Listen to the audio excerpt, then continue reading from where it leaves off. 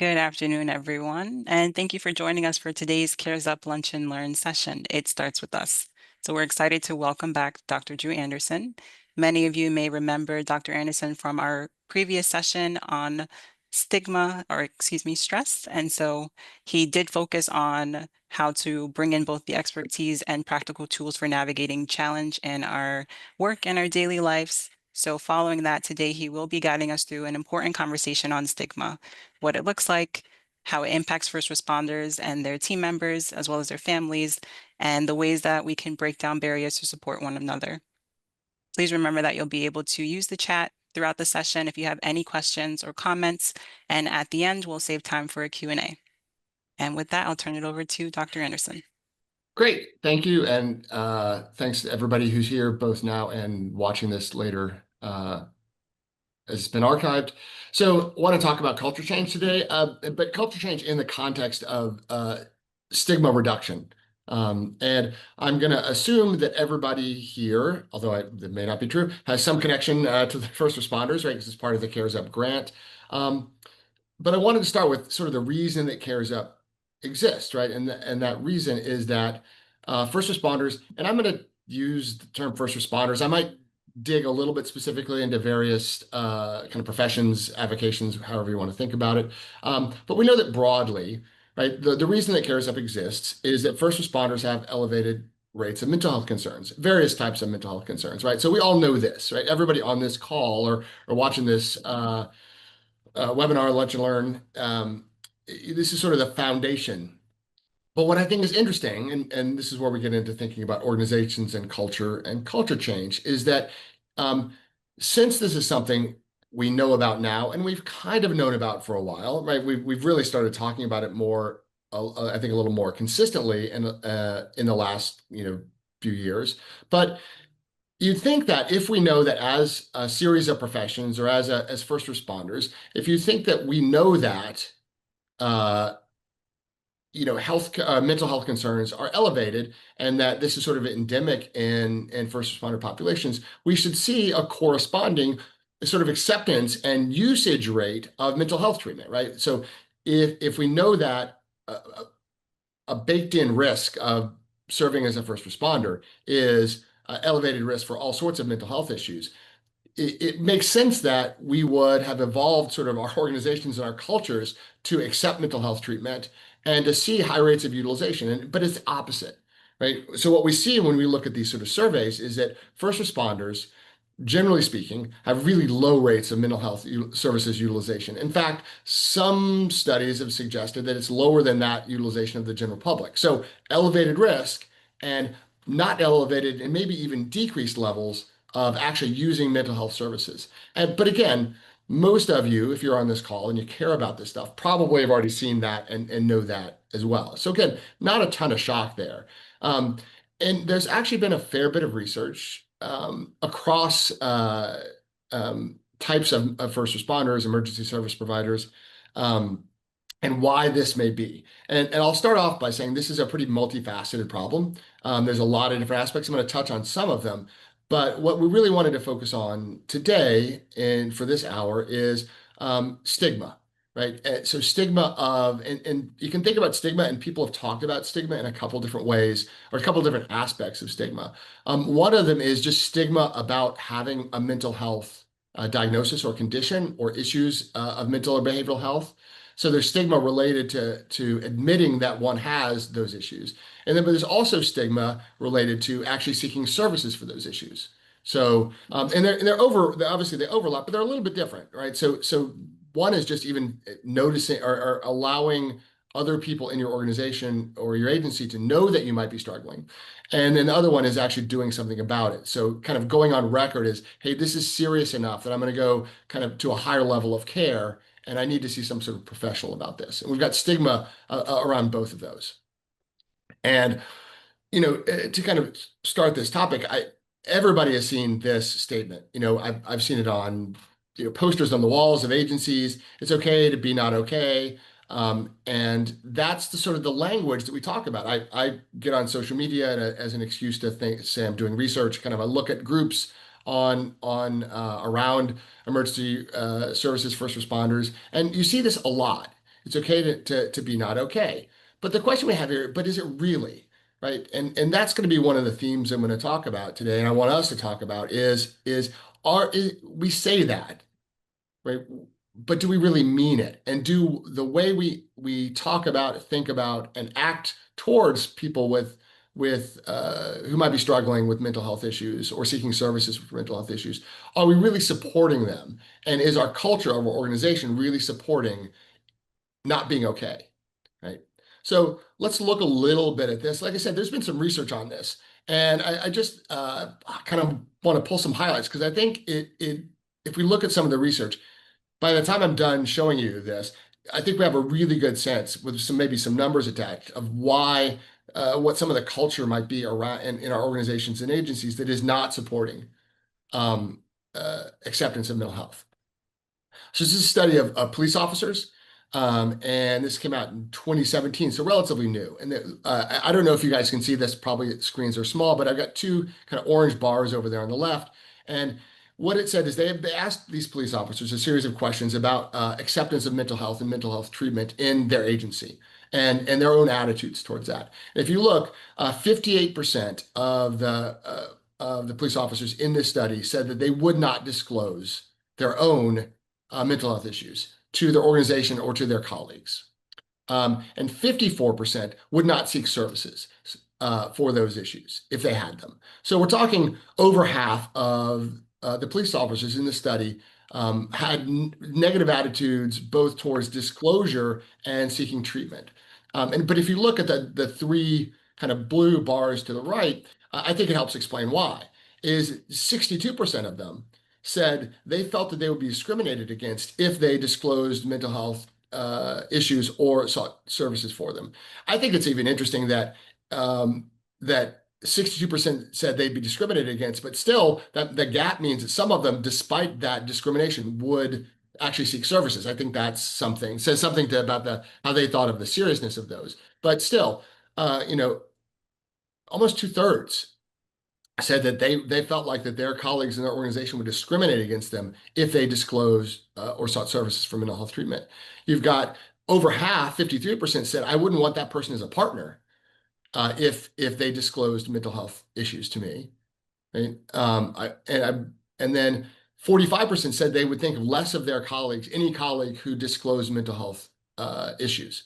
Right. So those are pretty significant numbers. And I think so what shouldn't be surprising that people wouldn't seek services if they thought they'd be discriminated against. They would be thought of less, and to the point where people wouldn't want to serve with them and have them as a partner if they disclose those issues. So that's I think in a nutshell kind of helps explain what those issues are.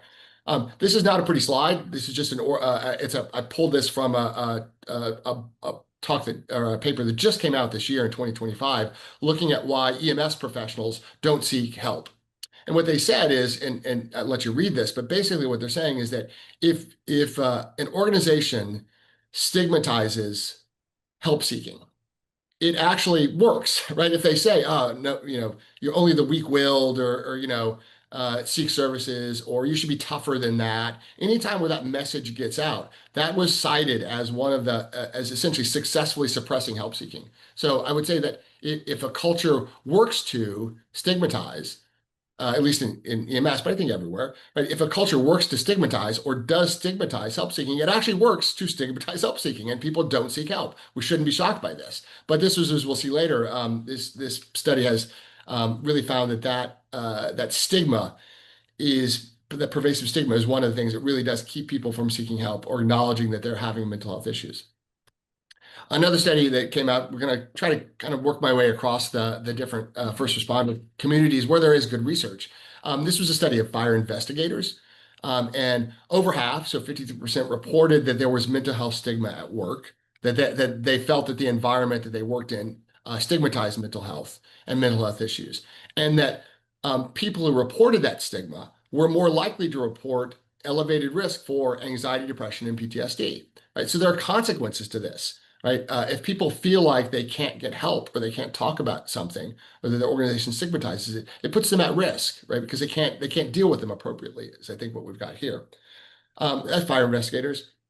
And then I just wanted to also hit a study that came out of New York specific. So those are other, some of those were even international studies. This is a study from the New York State First Responder Mental Health Needs Assessment. Came out last year.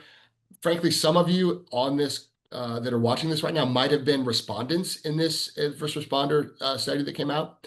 And what we see here is, so this is across first responders in New York State. And if you look, again, I know the font is probably small on your screen, but I'll kind of walk you through it. Um, 80% of the first responders in this sample said that there is stigma in their organizations for seeking mental health care, right? Um, 78% said that they worried that their peers would find them unreliable if they disclosed or sought treatment for mental health issues, right? So huge numbers. 74% said that there would be concern about negative career impact, right? So three-quarters of them said that if I disclose this or seek treatment, it is going to hurt my career and hurt my advancement in my career. And then 74%, same percent, said that they were concerned that, and specifically the leadership of that organization would treat them differently. And that could be a lot of things, thinking about what that might mean, put them on less favorable shifts, maybe partner them with people differently than they would have, in terms of setting up schedules because of concerns about their mental health or mental health issues, right? So these are pretty big numbers, right? And these are new numbers, and they are from New York. So this is something that is pervasive across first responder organizations and agencies in New York. Right. And so, Ted, I found a nice kind of quote here at that kind of supplement this that tries to pull together all of these things. And it says basically, I'll let you read this, but basically it says that the combination that seems to be troublesome that they found in this particular study came out in 2017 or review paper is that people, the main concern is people don't want to appear weak, right? Or that there's something wrong with them for seeking services or for admitting to mental health issues. They don't want to be treated differently, broadly speaking, right? Thought less of by their colleagues, not seen as trustworthy, not seen as dependable. And then also, particularly for those who are in career uh, agencies, or that they don't want it to affect their careers, right? To be stalled out, maybe even be fired as a result of admitting to or seeking services for mental health issues. So those are kind of, I think, that the three big ones, right? They don't want to appear different, don't want to be treated differently, and don't want to have it affect their career, right? So that's what we're talking about in terms of kind of setting the stage for all of this, right? And that there's clearly a huge problem with stigma across first responder communities, right? That's what we want to talk about today. And I want to sort of transition into talking about kind of what we want to do about this by saying that stigma originates in the environment. Now, it can be internalized. We're going to talk about internalized stigma, right? But I think that one helpful way to think about it is when people start, they do come to the table. When someone joins an organization or gets hired, they have their own ideas about mental health, right? But what really shapes that stigma in that person's career and how they think about that is as they look around and listen around them to the way their colleagues, their peers, their organization, administration talks about, thinks about, supports or doesn't support mental health. It starts to develop that stigma, right? They become part of a culture, right? Organizations and agencies have a culture to them. And if that stigma exists in that culture, that is going to be perpetuated. And then those people will essentially become acculturated to that, develop self stigma, but also that other stigma, right? They'll also start saying bad things about that or thinking bad things about people who might have mental health issues, right? Because they've been acculturated to that. So I want to focus the discussion today on stuff that those organizations, agencies, broadly speaking, can do to help shift that environment. Right. So that's the point of the rest of what we want to talk about, which is changing that culture, reducing that stigma. Right. There are entire books, there's a ton of literature on culture change in organizations. Um, and I think that that could be helpful. So how do we change culture in organizations is a pretty big topic. I wanted to kind of focus on a few things that are sort of not necessarily specific to first responder agencies, but are pretty prevalent first responder agencies, the way they tend to operate. Where most agencies are not, they're not multinational corporations with thousands and tens and thousands of employees and things. They can be pretty big, right? But so I want to be sort of specific about what a smaller, maybe to medium-sized organization can do around culture change and stigma shifting, right? And so I'm going to talk about three things today. One is building trust, having the organization build trust, reducing obstacles to mental health and treatment, and how that can also reduce stigma. And then leveraging peers is one particular thing that we can do to help start to change culture around mental health and acceptance of mental health issues and mental health treatment. Let's talk first building trust, right? I can't see anybody because of the way that the slides are set up right now. I can't see expressions, and some of you might not have your cameras on, but I'm guessing that I would see nods also if I said this, that often first responder organizations or agencies have a trust problem when it comes to mental health, right? That providers are, and you can see that from those survey questions, right? From we've already talked about. Often, first responders, kind of employees, however you want to think about them, are not sure they can trust those organizations when it comes to dealing with or supporting mental health. Right? And I want to cover a few themes that, again, I think are kind of, if not first responder specific, at least really relevant to first responders. So these themes are the first is that we see is that organizational support is seen as obligatory, right? Hey, everybody's doing it. These people have to do it. They don't really mean it, right? They're nodding towards mental health. They'll put up a poster, and that kind of ties in with the second point, where mental health is just given lip service, but no actual support, right? So we'll put up a sign that says it's okay to be not okay. Um, but when it actually comes down to it, and we'll talk about in some ways this might show up.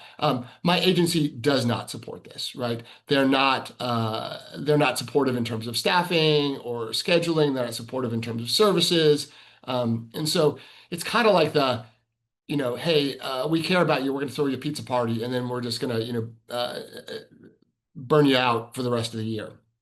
All right, so that's where I think a lot of this shows up is that it's just not people feel like it's just not taken seriously, right? Now, some of you on the call, especially those involved in Cares Up, I think are starting to show some of that, right? The fact that you are in Cares Up, I think, is a sign that you are starting to take this seriously or do take this seriously, maybe even have taken this seriously, right? But I think broadly speaking, when we're looking at organizations, this is one of the main things we really run into. The other one, which has already been talked about, is that even though we say it won't in a lot of places, people are worried that disclosure will have a negative effect on their career. Right? That they'll get passed over for promotion. Again, people start look at them differently. We don't know, hey, will they be able to handle it? Are they going to fall apart in the stress? And do we want somebody with mental health issues leading our organization, right? Or moving up, becoming lieutenant, or battalion chief, or whatever that might be. And so those are the specific things that when we look at mental health organizations, when you ask people, the employees of those agencies or members of those agencies, this is the kind of stuff they talk about, right? And in particular, there is a kind of a combination that seems to be bad, and I kind of talked a little bit about this, but another way to say it is that if you um, combine if you show weakness, if you express negative emotion, that's bad, right? So especially I said emotions, but it's particularly negative emotions, right? So if you say that you're having a tough time after that call, if you're struggling, people see that your culture, your organization sees that as a bad thing, and combined with, and from the kind of the top down, they don't take that seriously. That combination seems to be sort of the particularly toxic combination where we see people really struggling and really suffering. Right. So you can't have those feelings, and if and also the organization, if you did say something, would kind of blow it off. That's problematic. So what do we do about that? Right. So the question is, if that's true, if we have a trust problem in a lot of organizations, what do we do? And I'm going to talk first and spend a little bit of time talking administrative solutions or kind of top-down solutions. What can leaders in organizations do to signal and to show and to that they actually do care and mean it, right? Because I think that's what we really got to do. You've got to do through the actions of administration, through the organization has to show that it means it. It's not just talking about it, that it means it and it's doing something about it, right? People are paying attention to, if you will, administrative behaviors, not the words that administration is saying. Right. So the first one is you got to put someone in charge of mental health. Again, if you're on this, watching this because you are involved in Cares Up or you're involved in an organization that's doing some of this work, you might have already done that. Right. But one of the things that we see across organizations is, yeah, they say it's an issue, but who do I go to? right? Who in the organizational chart is responsible? In EMS, you got a medical director, right? Who's essentially my behavioral health or my mental health director or that equivalent, right? And so if it's sort of like, well, talk to your supervisor, talk to your lieutenant, talk to your captain, talk to whoever, that person may not then know where to go. So I think that the very first, a baseline thing you got to do is someone has to have somewhere in their title related to mental or behavioral health, right? We could spend a lot of time talking about the characteristics of that person and what they need to be. I don't think you just say, you tap someone on the shoulder and go, hey, guess what? You're now in charge of behavioral health or mental health. But there does need to be somewhere on an organizational chart to show that at the very minimum, you have cared as an organization enough to put a position together that is responsible for this. All right, so that's again, that's kind of a bare bones minimum. The other one is provide training in mental health topics, right? As someone who does a lot of training and gives a lot of talks, one of the things that frustrates me, and I know frustrates my colleagues who do this kind of work, is this sort of, hey, we did our mental health thing, we checked the box, right? We gave that 1 hour CME, or we had that person come in and that one talk. We're probably good for the next couple of years, or we put it in our training for new members, and then we never talk about it ever again. Right. We do, we give them 15 minutes, 30 minutes, an hour on mental health, behavioral health, and then we never talk about it again. That one and done box checking kind of approach, not only is it not incredibly effective, but I think it's also noticed by membership, right? If you only talk about this stuff during, 1 week of mental health week and they get a pizza party and then you never talk about it again, or you get some sort of training or CME or whatever once every year or two, it just indicates again that we don't take this seriously enough to train our members on these skills or awareness or whatever it may be. So again, regular training, not one and done, not one-off kind of trainings. I'm going to recognize also there's some barriers here, right? Training time, just logistically getting everybody together. As you, those of you again in Cares Up, no, just getting everybody together to kind of hear these messages. I know it's tough, right? But it is an indicator to membership that you mean it when you actually sort of say, well, we're going to actually train you up on this because I would say most members don't have any particular training in mental health issues, how to handle it, unless they get it on the job, right? The other one is providing resources for mental health services, right? That could be everything from an EAP to, as we'll talk, a little bit later, a list of mental health providers in-house for those of you in organizations or agencies big enough to have somebody in-house, an mental health person or clinician, or at least some referral services. But one of the things that also demonstrates lack of caring, right, lack of trust is, oh yeah, you can do this. Well, who could I go see? I don't know. You got to find that out for yourself. So providing resources easily available. Again, that could be an EAP, that could be in-house resources, could be out-of-house resources. But people should know that you have cared enough to do that work on the front end of coming up with a list of people, ideally vetted people, who can provide those services, right? And that, again, there's a lot of logistical issues there around insurance and things like that, but we'll talk about some of that later. But again, it's a marker to build trust that you've done this. Also, the final thing is have written policies on mental health and enforce them.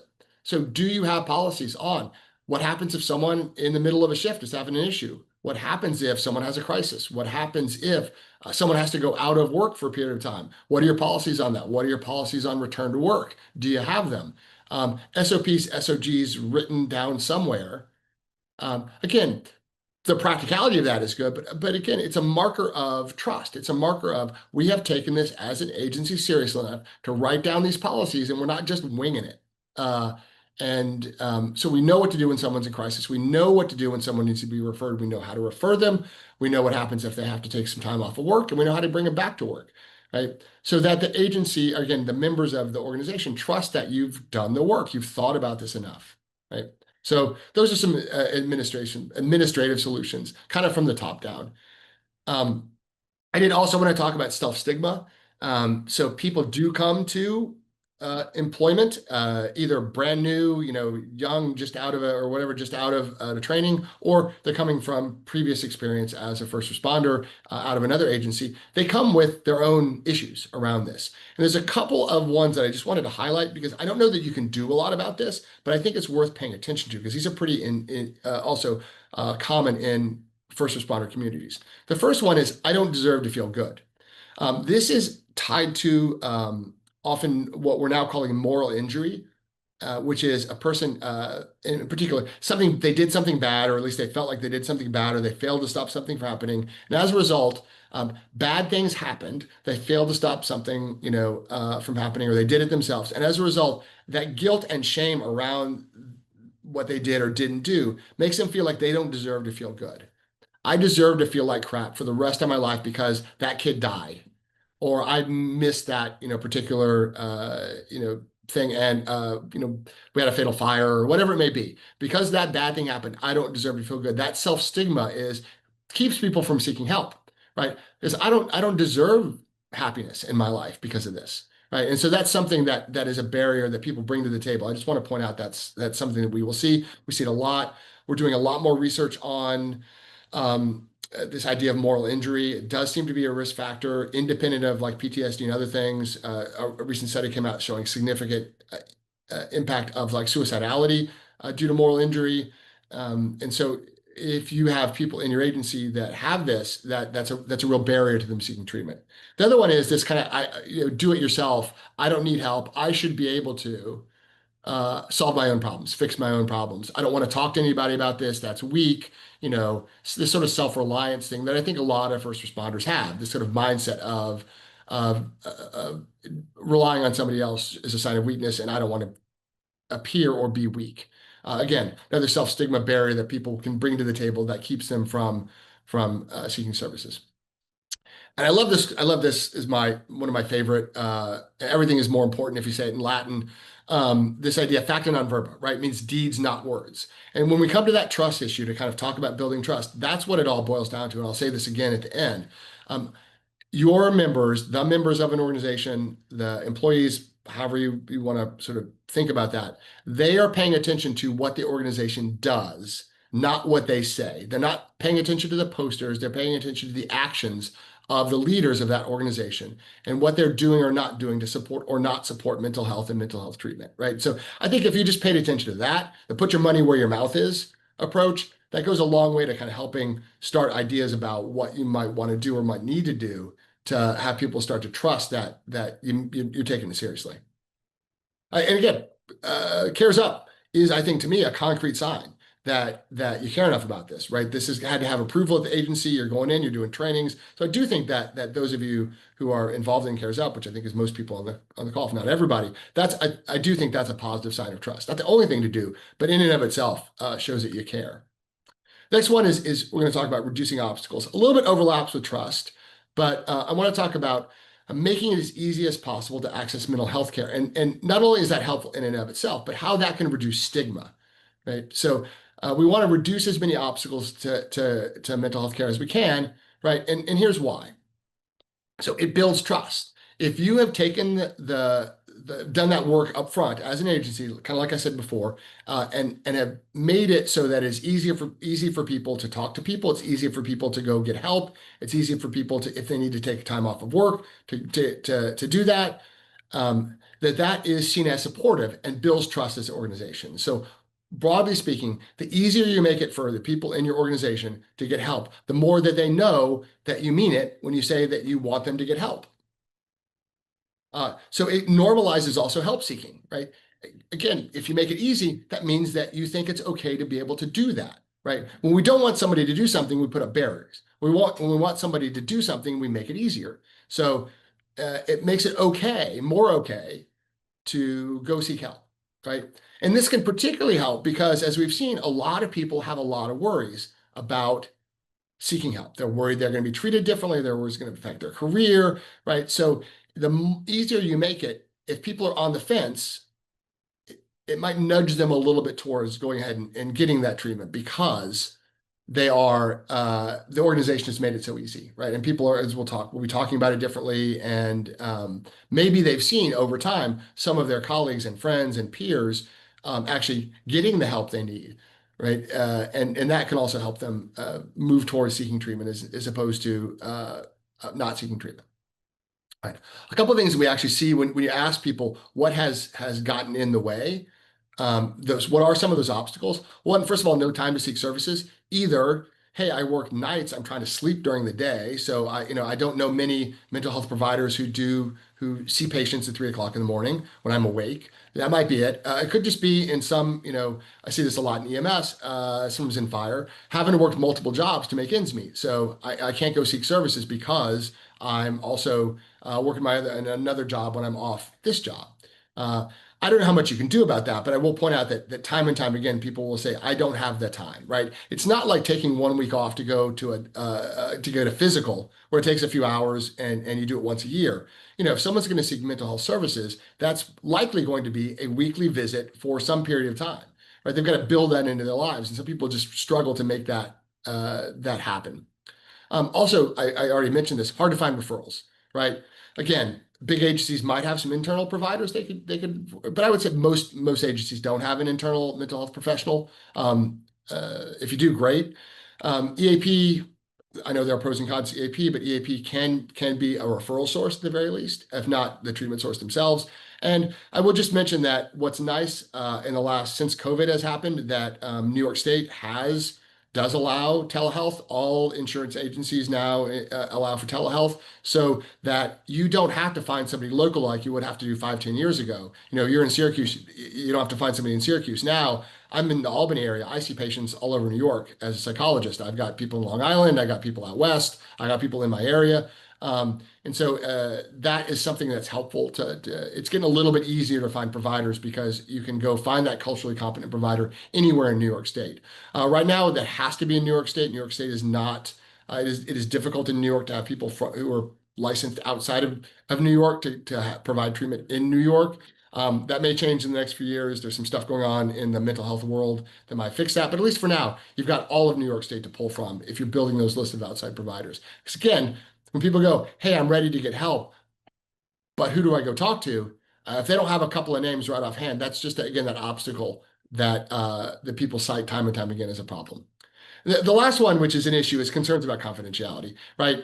Um, People worry that, particularly if let's say they go to an EAP, that the EAP is going to talk to administration or the organization, right? Even if that's not the case, people perceive that as the case. People perceive that, hey, if my agency's paying for my treatment, A, they're going to know I'm in treatment, but B, somehow they're going to find out what we talked about in treatment. And I think the only thing you can do there is educate them that that is not going to happen, to make sure that's not going to happen. We have to be very clear about that. Providers are usually pretty good about saying that and any limits to confidentiality they might have.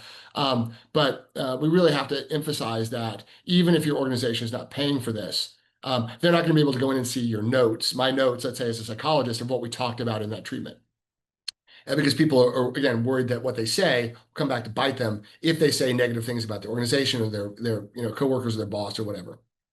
So again, how do we make this as easy as possible? Just kind of summarize. Again, put your money where your mouth is. Right? Do the work to set this up. Right? This is administrative. This is structural. This might involve scheduling. It might involve HR for those who have an HR department. And how do we manage off work, on work, someone calling out at the last minute for mental health issues? Right? If you can at all possible, allow time for it. If people say, hey, I need a time from 3 to 4 p.m., if all possible, to go do this, can I switch my shift? Can I take some time out, from some other duties to be able to do that? Again, I know there's a lot of moving pieces to that, but wherever possible, that shows that you care. You've made it as easy as possible, and you care enough to make it easy for them to actually do that treatment. Because most of us, let's say most mental health providers, do work your kind of 9 to 5, maybe into the middle of the evening jobs. Some work on weekends, but not a lot. And so you got to kind of work in with a 9 to 5 job work day to be able to make that work. And also, again, just ensuring that they know the confidentiality and any limits they might have to that. Um, so I like to say this: we need to normalize asking about each other, right? Another thing to make it as easy as possible, and this will kind of move into my next topic, we need to make it to normalize asking about it. Hey, are you okay? And mean it, right? It's not just lip service. So that again lowers that internal barrier to seeking help if we're used to talking about it, right? And that will lead me to my third point, which is leveraging peers. In particular, I want to talk about peer support and how peer support. Look, I really like peer support. There's a lot of good things about peer support, but one of the things that's helpful that isn't talked about maybe as much when we talk about peer support, when we talk about peer support, we kind of think about helping that peer in crisis, right? Whether that be crisis of a bad call or crisis because they're getting divorced or whatever it may be, we think about peer support as that help piece, but it also and that's the first thing. So I just wanted to mention it provides support, right? There's that formal peer support. Many of you have peer support teams or are building peer support teams. I think that's really great. I really like that work. I think it's very helpful work. There's informal peer support, sitting around, just chatting with friends, chatting with people on shift with you. That is also peer support. It is different. I think peer support is broader than just some sort of critical incident, management or debriefing. It's this broader topic. And that's again what we mostly talk about is peers helping peers. But what is not really talked about as much is that it changes social norms. Right. And if any of you really get into this topic, I would encourage you to look up social norms interventions, right? Because there's a whole group of interventions that have been designed, or kind of the framework is to help change a culture. Right? One of the things you can do is have people talk about an issue and talk about it accurately. So the more that you've got people in your organization, either formally trained in peer support or just talk about this and are good at it, the more they talk about this stuff, the more it becomes normal to talk about it, right? The more you've got people talking positively about mental health issues, checking in with each other, asking if people are okay, the more it changes that culture of the organization to we are a culture that doesn't talk about this stuff. And if you do, you're seen as weak and people will stigmatize you for it. It's no, this is a totally normal part of being a first responder. And all of us are struggling at times. And so it's okay to talk about it, right? And the more people you've got that kind of that have that peer support training or see what they're doing as peer support, you will really start to change that culture, right? Because what we're doing here, again, is specifically normalizing talk about mental health issues, right? We're normalizing talking about that was a bad call, or man, my life is really overwhelming right now, or I'm just exhausted, and don't feel great. The more we talk about that, the more we normalize it being okay to have those things, and also seek higher level care if needed. Right? So the more we talk about mental health, the more it's okay to say, I need mental health treatment. I will say I've got a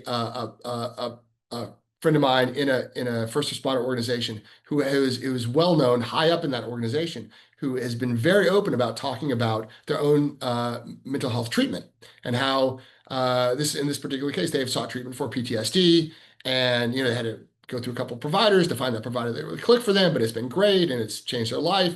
And I've watched that organization that person has been in change their language and change their talk around this when a valued sort of senior, not only a peer, but a sort of a person who's looked up to in the organization has talked openly about it. It has made it okay to talk openly about these things. And that's what we're kind of talking about here is you want the people, the more people see other people that they know, and ideally people they look up to talking about the stuff, the more it reduces that stigma, right? So the other thing is, not only does it increase supportive talk, it can decrease unsupportive talk, right? So if you've got those curmudgeon people who are still living in the world of, well, you should have known what you were gotten into before you joined this kind of did this kind of work, or it's weak to cry or weak to admit that you're struggling, right? If they see everybody else talking about it, at the very least, they have a tendency to not talk about it anymore. They kind of shut up, right? And inside their head, they may not agree, but at the very least, they're not contributing to, making fun of, criticizing people who talk about mental health issues. As there's a change in the culture, those unsupportive elements tend to, not always, but tend to drop out. Right. Also, if people see other people talking to other people, it combats that I can do it myself mentality, right? It says like, oh, I see again my colleagues, my friends, the people I know, my superiors, people I respect, talking about mental health and getting help for mental health. Maybe that means if I'm struggling, I now am looking more favorably about being able to talk about my own mental health and get my own mental health treatment. So again, here, this is kind of peer support is a more of a bottom up type of culture change where administration can do a lot. The more you build peer support in, the more that, again, at 2 o'clock in the afternoon or 2 o'clock in the morning, the people that you're on shift with or riding with or talking to or hanging out with in that agency are talking positively about mental health, the more it sort of starts to pervade that culture and shifts it from that bottom up. So I've left a little time here for discussions because I want to kind of stop. I'm hoping, like I said, we can have some talk about. For those of you who have done this successfully, feel like you're doing this well. I think it'd be great to hear from some of you about how you've done this, and I can give you some things as well. But I'd like to hear from other people, but also like where people are really struggling because we have different types of first responder organizations here. We have different sizes here. We've even got probably some career versus volunteer, and there's some issues there. As someone who works mostly in my own life, I'm a volunteer EMT and firefighter, so I see that as some differences. But I want to kind of talk about that. But again, the whole point of all this is organizational support is really, really key to reducing stigma. And there have been some studies that show that have been or have shown that when leadership is seen to visibly supports mental health issues and mental health treatment, it leads to lower levels of mental health problems, right? And I didn't put a slide to this, but if at the very least, um, there's at least some evidence that this can also do things like reducing turnover, right? People don't get burnt out and they quit. And I know most of us across first responder organizations have some recruitment and retention problems. Um, and this can actually lead to lower levels of mental health issues, lower level of burnout, and at the very least, lower levels of turnover, right? So if that motivates you, so be it. But we really do see if organizational leaders put their money where their mouth is, it has a huge positive impact on the rest of the organization, right? And so this is a great that came out in broadly speaking about employee assistance and mental health. So they say the single most important factor in the workplace at supporting mental health is when senior leadership recognizes this and personally gets involved in making that organization a better place and supportive of people who are struggling with mental health issues, right? And they again, this is a big survey of employee assistance and those kinds of things. So key issue, leadership and the organization visibly and tangibly supports mental health. That's the best thing you can do at an organizational level to change that culture and reduce that stigma. And I go back to what I said earlier, deeds, not words, right? People are looking for you doing something about mental health, not just talking about mental health. And with that, again, I've left us some time for discussion. Anybody who wants to get in touch with me, I know you can reach out through CareS Up, but just in case for whatever reason you don't know how to do that, that's the email related to some of the consulting work that I do on these topics. You can reach out to me there. You can reach out through your CareS Up person if you need to do that. I'll give people a second to write that down if they want to, and then I will stop sharing and happy to discuss any of all these topics. Like I said, success stories, that's great to hear. Some challenges to implementing some of this stuff or any kind of brainstorming people have, I think would be great. So let me see if I can stop sharing. I can actually pop up now and see people as opposed to seeing my own slides. Thoughts, questions, issues? I'm hoping that some of the folks on the call are people who are in administration positions of, kind of higher up an organization and can talk about, things that they've done well or feel like they are not doing well or need to do better. So I know Sabrina's yeah, Timothy. Hi, how are you? How's it going? Good. I have a question in regards to EAP and if an employee is struggling with maybe either a call they were involved in and they're kind of told they have to go to EAP, not necessarily volunteering. And the example is an employee already sees a therapist. However, the organization decides that, well, you need to go to EAP in order for you to be able to be cleared to be, I'll just say, fit for duty, lack of better words. Yeah, yeah. At what point, I mean, that can put an employee in an uneasy situation, right? So Yeah. almost like it's being forced upon them. So what's the best course of action in that scenario that you would think? That's a really good question. I don't know that I have a best course of action, but I have a worst course of action. And the worst course of action is people feeling like they're being forced. I do. I think broadly speaking, what we recognize is, people do handle, bad calls, all those things very, very differently, and at different paces and in different ways. And so I think that I understand the reasoning behind it as, hey, we just want to, we want to make sure that you didn't just blow this off and you're talking to somebody who has some sense of checking in with you about that. So I think that from an organizational point of view, I understand kind of having to do that. What I think, particularly if someone is already seeking mental health services somewhere else, to say, no, you got to go to our person, I think strikes me as unhelpful. The issue is, what if that person has seen nobody? And they say, no, no, I'm okay. I'm doing better. I think, again, there's no ideal here. I think that I understand why you might go, no, no, you got to talk to somebody, right? And what I think in terms of confidentiality, what might help that is to say, all they're going to say, they're not going to tell me what we talked about. Or they're not going to tell, they're not going to tell me what exactly you said. I just want a second set of eyes to say that yes, for whatever reason, broadly speaking, yes or no. It's almost like you see this in court competency cases when people go, it's either yes or no. There's no details, there's nothing. They just say yes, the person is competent, or no, they're not. I see there's a parallel here. Yes, this person is okay to go back to work.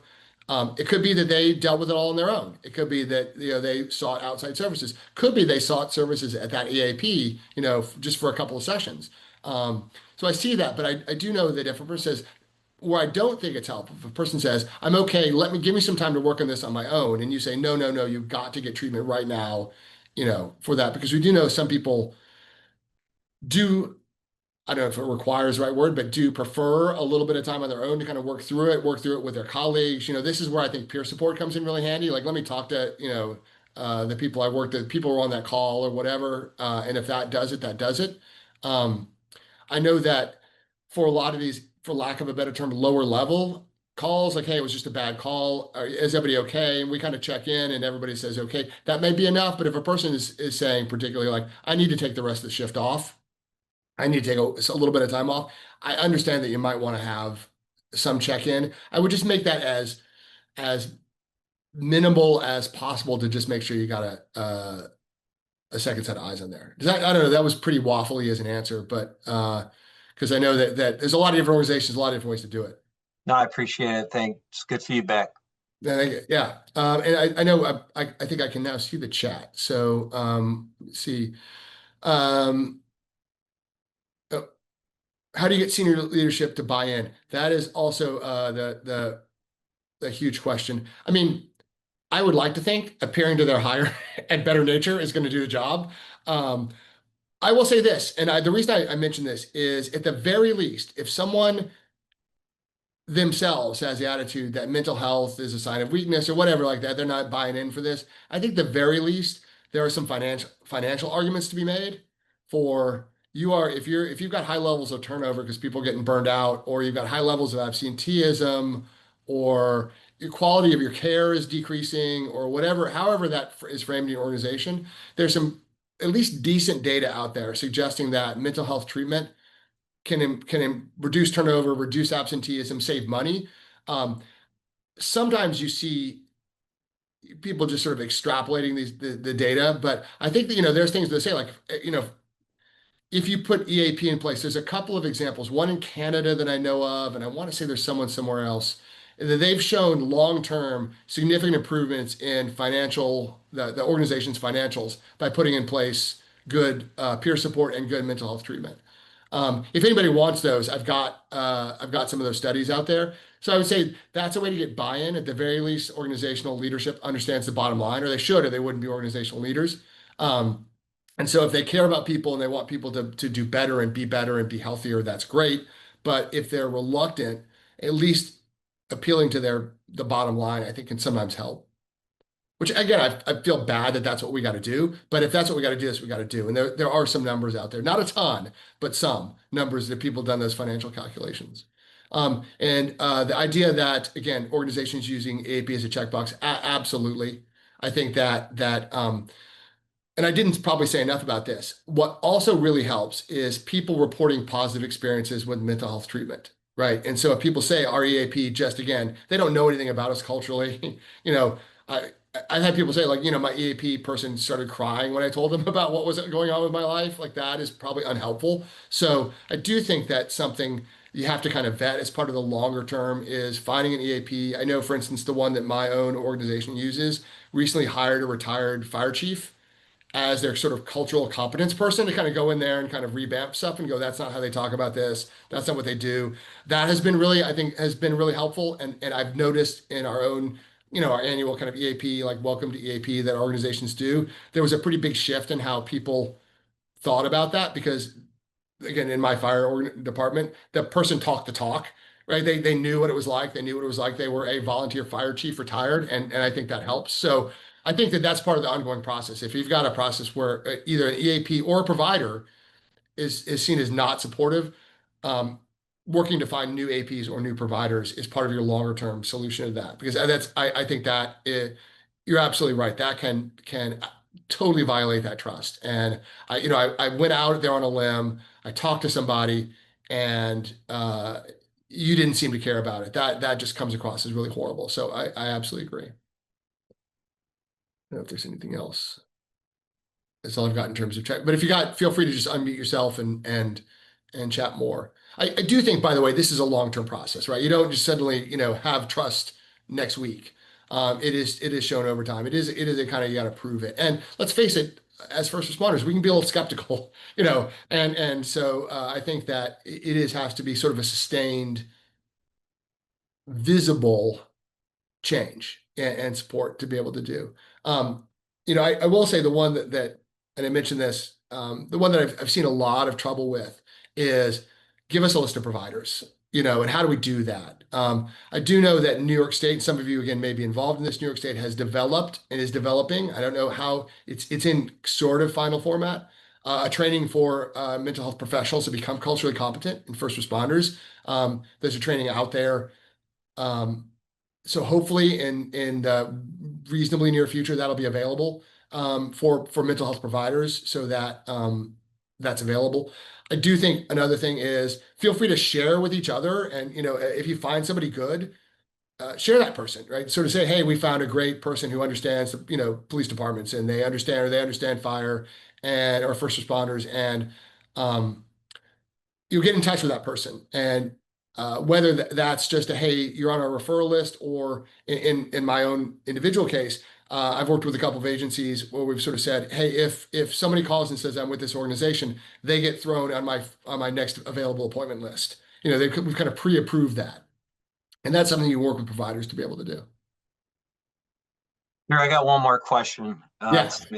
You mentioned the social norm exercises. Are those things that you can do on an individual basis or more of a group setting? And how time consuming are they if we're dealing with maybe like a 15-minute roll call? Is it something? No, right. It's a good question. So the one I've seen, so my university has for years or 4 years did this social norming campaign. And basically the idea is the specific example, this is in college drinking, right? So they wanted to reduce binge drinking in colleges. And what they said is if you actually look at the surveys, most college students drink, right? Most college students, though, don't binge drink, right? Most college students are not going out on Wednesday night and having, 47 shots of Jägermeister, and then like showing up hungover to work or to class that morning. So what they did is they actually presented the results of surveys and they posted them everywhere. People started collecting them. They did a new one every year and they did hey, did you know that, 90% of college students drink, but only 20% go out and have 6 or more drinks, when they do drink. Most college students are going to have a beer with their friends. And so what that does is it changed the conversation because everybody, of course, knows all college students go out there and binge drink and, it's just not true. And so social norming is about, so if you did the parallel and say, we are at this higher risk for PTSD, let's say, but there are effective treatments for it. So you don't even have to build this into kind of formal treatment. What you do is this is a place where I think posters and pamphlets and brief discussions can have an effect is you're sort of essentially saying what you think you know about mental health may not be true. And it's actually way more common than you think, or it's way more that again, rates of treatment for PTSD are way higher than I think a lot of first responders think. And so, if the barrier is, yeah, I'm struggling, I think I have PTSD, but I've heard about people who have suffered for that for their entire careers. ignoring the fact that we've got pretty effective treatments for PTSD. Just telling people that can have a shift in the conversations. And so if you just go out there, there's a huge bunch of social norms, types of campaigns you can steal from. Um, none of them, as far as I know, are first responder specific, but if you get kind of the gist of how to do them, they're actually can be pretty effective. Thank you. Anything else? Like I said, I was involved in that in my organization, but only kind of tangentially. I didn't put together the messages. I helped kind of do some of the evaluation of it and from year to year. But nice stuff. Thank you so much, Dr. Anderson, for sharing your expertise with us today. And thank you to everyone who joined. As a reminder, we'll share out the presentation slides and Dr. Anderson's contact information by email after the session. And if you can also take a moment to please complete the feedback survey in the chat, because your input helps us shape future sessions. Our next Lunch and Learn will be on September 8th for first responder suicide prevention. So we hope to see you there. And thank you again for your time. If you have any additional questions, please don't hesitate to reach out to Dr. Anderson or the CARES Up team, and we're happy to connect you. Thank you so much.